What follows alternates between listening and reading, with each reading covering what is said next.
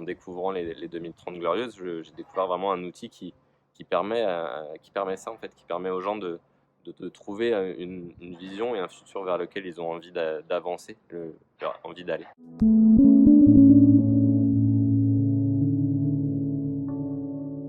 Donc je m'appelle Édouard, je vis en Normandie, près de Rouen. Je suis marié depuis 2015 et jeune papa d'une petite Justine de 3 ans et demi. Et je me suis reconverti l'année dernière pour essayer d'aligner mon professionnel et mon personnel. À la base, j'ai un parcours école de commerce, finance et informatique, un peu tout ça mêlé. Donc j'ai quitté mon poste et j'ai réfléchi à comment je pouvais utiliser ce que je savais faire et les aligner avec mes valeurs, mes convictions. Donc aujourd'hui, j'accompagne les organisations pour les aider à conjuguer les sujets de transformation digitale, de transition écologique, plutôt dans des petites structures PME où il n'y a pas énormément de compétences en interne sur ces sujets. Donc pour les aider à avancer. Et forcément beaucoup de sensibilisation à toutes ces thématiques. Donc ça fait un peu plus d'1 an que je fais donc pas mal d'ateliers de sensibilisation, fresque du climat, fresque du numérique, et au fur et à mesure que j'animais, je me rendais compte que y a le besoin de faire le constat des choses qui vont pas bien, mais on peut pas laisser les gens derrière juste avec ce constat que ça va mal, et sur la mise en action finalement on voit qu'il y a un manque un petit peu de vision.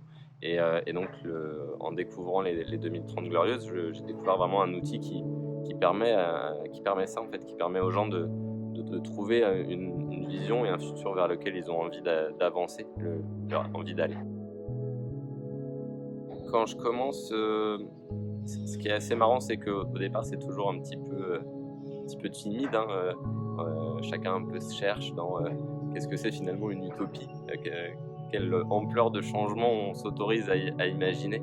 Et on voit bien que déjà ça libère un petit peu l'enfant un peu en nous, de s'autoriser à rêver et de sortir un petit peu de ce cadre de ah oui mais ça va pas être possible, j'ai telle chose à prendre en compte, etc. Et on voit bien que les gens, au bout de quelques minutes, les participants, ils s'autorisent à être dans au moins déjà dans cette bulle qui fait du bien, de rêver, de s'autoriser à imaginer du positif.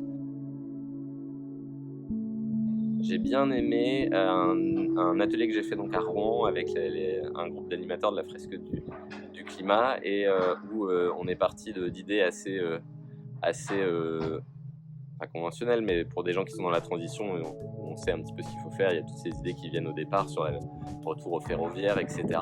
Et où on a fini par une piste de char à voile entre Rouen et Dieppe sur l'idée de nos chers footballeurs du PSG qui avaient dit on va quand même pas circuler en char à voile. Et les Normands se sont dit pourquoi pas, justement, pourquoi on ferait pas des pistes de char à voile pour naviguer entre Rouen et puis le littoral. C'était une idée assez sympa et qui a vraiment donné de l'énergie et de la bonne humeur dans le groupe.